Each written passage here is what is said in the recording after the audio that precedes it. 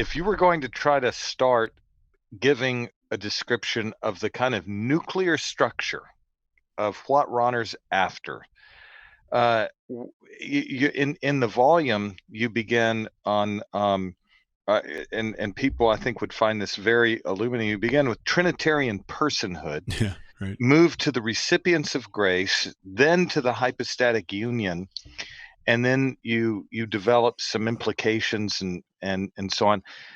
Where would you, if you were going to distill the big project that Rahner's after and the answer that he's giving to the question, what is man, that makes him distinctive? Where would you direct us, and how would Rahner answer that question? You do need to start. So that is the big question. How does God communicate himself? How does God give the gift of himself? So if I can remember off the top of my head, my dissertation was titled The Triune Gift of Self, Karl Rahner's Doctrine of Divine Self-Communication, or a critique of Karl Rahner's Doctrine of Divine Self-Communication. So this is a much better version of that work. It's missing a couple chapters from the dissertation, but they don't really need to be there. And it has other material that's been revised and refined. And so you have to start with Rahner, at least with personality. And God is three persons subsisting in one essence.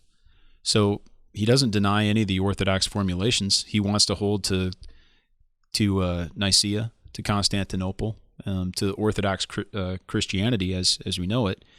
But then he adds a lot to it, and he tweaks it. And Rahner's really greatly in debt to the Eastern Church. I know Trinitarian theology really was forged in the Eastern Church, and Glenn can speak to that, or any of you three can. But it developed in different ways after the split, specifically in 1054. But Rahner really begins with the doctrine of the persons of the Godhead, because that's the center in terms of willingness, intentionality. It's who God is. And if God is going to give the gift of himself, he needs to express himself. That's kind of how Rahner views things. And if God is going to do that, then you have to know who God is in terms of three persons in one essence. And then you also have to know who's he trying to communicate to. And that's why chapter 2 is the recipients of grace. So if I can jump ahead a little bit, where we're going, at least in the basic structure, is that humanity, is a specifically divinely created entity. Human beings are divinely created specifically as the recipients of God's grace. And when I'm saying grace, I'm speaking in a very specific way for Rahner. Ultimately, the ultimate grace that is given is God's gift of himself. It's his own being. And so human beings, I like to use this illustration, are like a radio. And I know younger people don't even really know what radios are, how they work.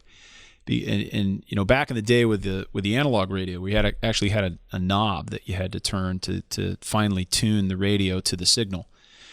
You used to go through all the frequencies until you got to the station you wanted, and then you depending on how good your radio was, you'd always move a little bit one way or the other and trying to get it just right. Well, human beings are like a radio, the actual device, and God is like the antenna sending out his signal, and he sends it to the whole world. But human beings are the radio that is specifically tuned exactly to that frequency. And in this case, it's actually a twofold frequency, that human beings are able to receive God's communication of himself. And that comes back to Trinitarian theology, because Son and Spirit are the modes by which the Father sends that out.